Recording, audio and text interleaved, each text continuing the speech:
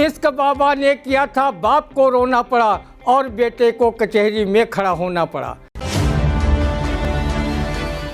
चाहे जैसे तैसे गृहस्थी चलाना, चाहे जाके जंगल में धूनी रमाना, मगर मेरे बेटे कचहरी न जाना, मगर मेरे बेटी कचहरी न जाना।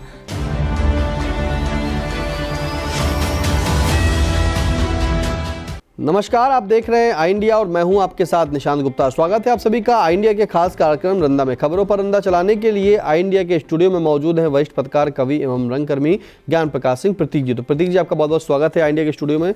आज की पहली खबर की शुरुआत करेंगे, जहां सुप्रीम कोर्ट ने कहा कि फैसलों में देरी एक गंभीर बीमारी, इसे खत्म करना बहुत जरूरी, या कानून की गरिमा के साथ खिलवाड़। आप सुनेंगे रंदा को। आपने बजा फरमाया मिलाड। मुकदमों के बरसों चलने व उनके फैसलों में देरी को देखते हुए किसी कवि ने कहा था, इश्क बाबा ने किया था, बाप को रोना पड़ा और बेटे को कचहरी में खड़ा होना पड़ा। मिलाड मुकदमों में देरी की वजह से नैसर्गिक न्याय की उम्मीद को तोड़ता है। कहीं मुकदमे का वादी, कहीं गवाह तो कहीं प्रतिवादी की दौरान मुकदमा मौत हो जाती है। ऐसे में कितना सही न्याय होगा आप स्वयं जानते होंगे। न्याय मिलने में देरी व आर्थिक क्षति होने को लेकर ही कवि कैलाश गौतम ने एक कविता लिखी होगी। चाहे जैसे तैसे गृहस्थी चलाना, चाहे जाके जंगल में धूनी रमाना, मगर मेरे बेटे कचहरी न जाना, मगर मेरे बेटी कचहरी न जाना। कचहरी तो विधवा का तन देखती है, कहाँ से खुलेगा बटन देखती है। मिलाड, आपने बजा फरमाया। मुकदमे की सुनवाई पूर्ण होने के बरसों बाद जो अदालतों में सुरक्षित रख लिए जाते हैं फैसले, वो बिल्कुल लाइलाज बीमारी की तरह दृष्टिगत होते हैं। मिलाड, अदालतों में लाखों करोड़ों मुकदमे बरसों से लंबित हैं। इसके लिए आप ही शासन को आदेशित कर दीजिए कि वो फास्ट ट्रैक न्यायालयों की संख्या बढ़ाए, जजों व कोर्ट स्टाफ की नियुक्ति बड़े पैमाने पर करे। हो सकता है लोगों को अपने मुकदमे के फैसले का इंतज़ार सालों साल न करना पड़े। कहो राष्ट्रीय लोक अदालतों का आयोजन बीच बीच में होता रहता है, जिसमें लाखों मुकदमे सुलह समझौता के आधार पर निर्णीत हो जाते हैं। नहीं तो मुकदमों का अंबार इतना बड़ा होता कि उसके नैसर्गिक न्याय की परिकल्पना ही क्षीण हो जाती। मिलाड, मुकदमों के फैसलों को काफ़ी दिनों तक सुरक्षित रखने की मंशा पर जोरदार हथौड़ा मारिए, जिसकी आवाज़ उच्च न्यायालय से होती हुई जनपद एवं सत्र न्यायालयों तक पहुँचे, ताकि समय पर ये अदालतें फैसला दे सकें। नहीं तो नैसर्गिक न्याय की परिकल्पना स्वयं आम जनमानस के सवालों के घेरे में आ जाएगी और लोगों में न्याय की भावना को क्षति पहुंचेगी। आम जनता न्याय के प्रति कवि अरुणेश मिश्र की ये काव्य पंक्तियां कहने पर मजबूर होंगी। अपने देश में कानून अमीरों के लिए हनीमून, न समझो के लिए अफलातून और गरीबों के लिए खून है। और जेल अमीरों के लिए देहरादून, वीआईपी के लिए कुल्लू मनाली रंगून तथा गरीबों के लिए गंजे का नाखून है। हमारे एक मित्र ने कहा कि कानून अंधा होता है। हमने उत्तर दिया, नहीं, कानून की अर्थी में लोकतंत्र के चारों स्तंभों का कंधा होता है, जिसे देखकर आम आदमी रोता है और अनाचारी आराम से सोता है और अनाचारी आराम से सोता है। बिल्कुल, कानून की अर्थी में लोकतंत्र के चारों स्तंभों का कंधा होता है, जिसे देखकर आम आदमी रोता है और अनाचारी आराम से सोता है। अगली खबर की बात करेंगे, जहां आम आदमी पार्टी के सांसद संजय सिंह ने कहा कि केंद्र सरकार ने अमेरिका से ट्रेड डील कर किसानों और जनता पर महंगाई थोपने का कर रही कार्य। अब जो डील हुई उस पर क्या कहेगा रंदा? आदरणीय सांसद संजय सिंह जी, जब तक केंद्र सरकार उल्टी सीधी अमेरिकी ट्रेड डील करके रंदा जैसे किसानों, गरीबों व मध्यम आय वर्ग के लोगों की महंगाई से उनकी लंगोटी तक न उतार दे, तब तक वो महंगाई बढ़ाती रहे। रंदा की जब महंगाई डाइन लंगोटी उतार लेगी तो वो नागा सन्यासी बन जाएगा। लोग दिगंबर रंदा को भी नागा स्वामी समझकर प्रणाम करेंगे।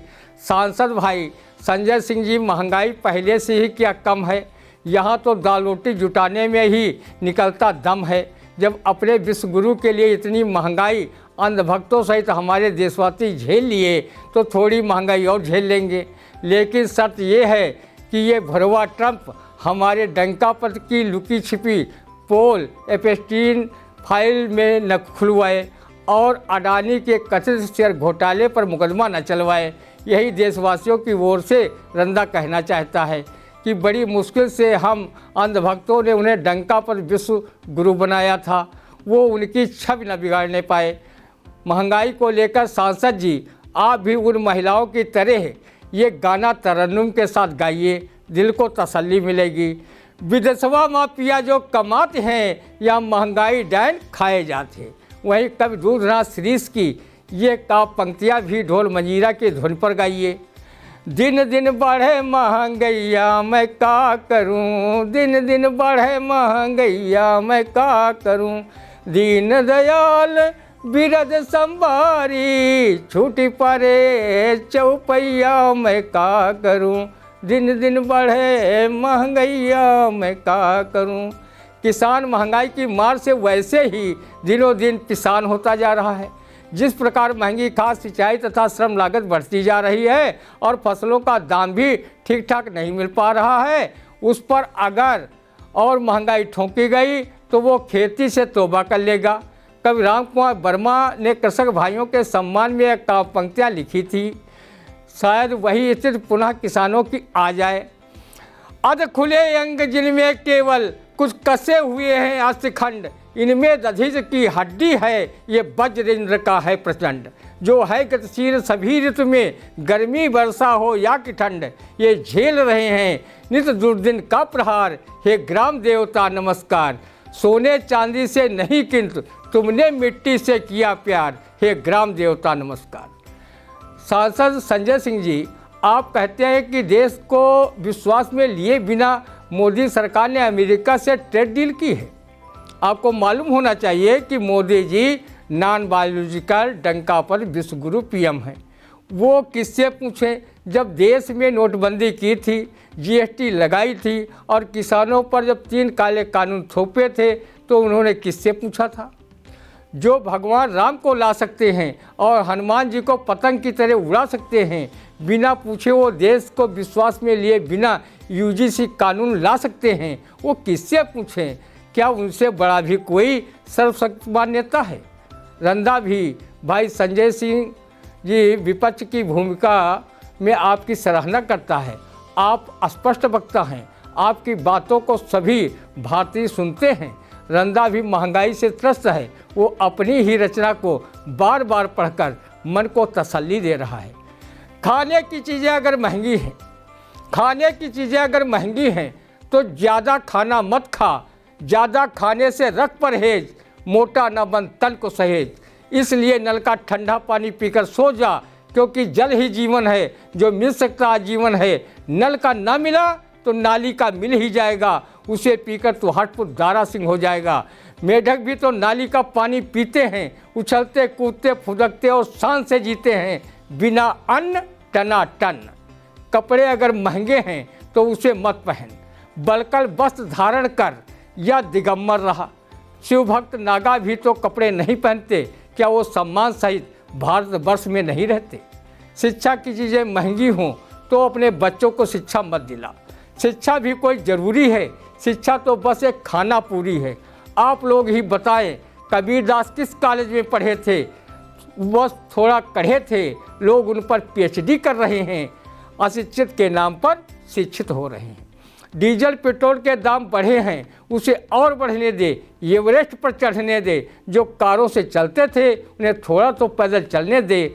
बचत की बचत और सेहत की सेहत। देखिए, महंगाई पर संजय सिंह को आपने सुना किस तरह से कहा, हमारे रंदा को भी सुन लिया। रंदा ने किस तरह से महंगाई का जिक्र किया है। फिलहाल महंगाई अगर जब कम हो जाए तो रंदा बता देना, रंदा शायद, लेकिन जल्दी बताना वरना रंदा जो है नागा बाबा में हो जाएगा कन्वर्ट भाई।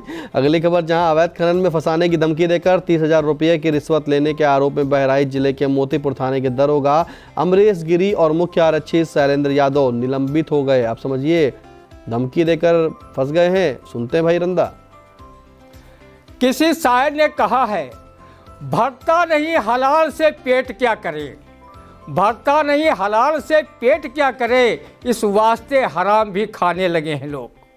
कहो पुलिस का वो अधिकारी थोड़ा जमीर वाला था, जिसने घूसखोर दरोगा अमरेश गिरी व हेड कांस्टेबल शैलेंद्र यादव को घूसखोरी के मामले में पकड़कर निलंबित किया।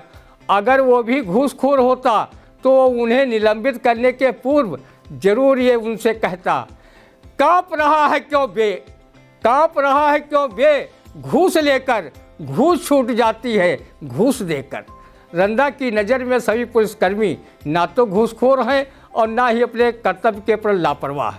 जैसे एक मरी मछली सारे तालाब के जल को गंदा कर देती है, उसी प्रकार को स्वार्थी व लोभी पुलिसकर्मी अपनी करतूतों से पुलिस विभाग की उज्जवल छवि को कलंकित करने का कार्य करते हैं। शायद ऐसे घूसखोर पुलिसकर्मियों को देखकर ही किसी कवि ने ये काव्य पंक्तियाँ लिखी हों। पुलिस और ईमानदारी सुनकर बिल्कुल वैसे ही हूँ हैरान जैसे सरदारों के मोहल्ले में नाई की दुकान। लेकिन उत्तर प्रदेश पुलिस में पुलिसकर्मी और अधिकारी जो अपने कर्तव्य पथ पर अपनी शहादत तक देने को तैयार रहते हैं। जब यही पुलिसकर्मी रात भर जाग कर अपनी ड्यूटी करते हैं, तभी हम आम नागरिक चैन की नींद सो पाते हैं। वहीं बहुत से पुलिसकर्मी कानून व्यवस्था को ही ठेंगा दिखाने का कार्य करते हैं। वो पीड़ित की शिकायत दर्ज कराना तो दूर, उन्हें डराते धमकाते हैं। ऐसे पुलिसकर्मियों के लिए रंदा ने अपनी कविता में कहा है, किसी गुंडे के विरुद्ध शिकायत करना और थाने आना ये सरासर तुम्हारी भूल है। सज्जन निर्दोष लोगों को बंद करना अब मेरे थाने का वसूल है। अब तुम आ ही गए हो तो तुम्हें प्रताड़ित कर बंद ना करूं तो एक कानूनन नाइंसाफ़ी है। आज के लिए यही मुर्गा दीवान जी काफ़ी है। अगर धमकी देकर घूसखोरी करने वाले कुछ पुलिसकर्मी न होते तो शायद महफूज रहमानी को क्या काले कुत्ते ने काटा था कि उसके लिए ये शेर लिखते, बके गाली न सड़काए जो डंडे बेगुनाहों पर, किसी भी एंगल से वो पुलिस वाला नहीं लगता। कोई मुलजिम नहीं कहता, ये थानेदार कहता है कि ना हो सामान्य दोजख जिसमें वो थाना नहीं लगता। बिल्कुल, देखिए किस तरह से जो है हर एक एंगल पर हमारे रंदा ने आपको बताया। और कैसा लगा रंदा का कार्यक्रम कमेंट बॉक्स में आकर जरूर बताएं। कोई सुझाव हो तो भी कमेंट में दे सकते हैं। फिलहाल अगर अभी तक आपने अपने चैनल को सब्सक्राइब नहीं किया तो यूट्यूब पर जाकर इंडिया को चैनल को सब्सक्राइब करें, नोटिफिकेशन को ऑन करें, बेल को प्रेस करें, साथ में इंस्टाग्राम, एक्स अकाउंट और फेसबुक पर भी फॉलो करें और रहे हर एक खबर से अपडेट, क्योंकि आई इंडिया की नज़र हर खबर पर। फिलहाल दीजिए इजाज़त, फिर मिलते हैं आपसे अगले रंदा के कार्यक्रम। तब तक के लिए नमस्कार।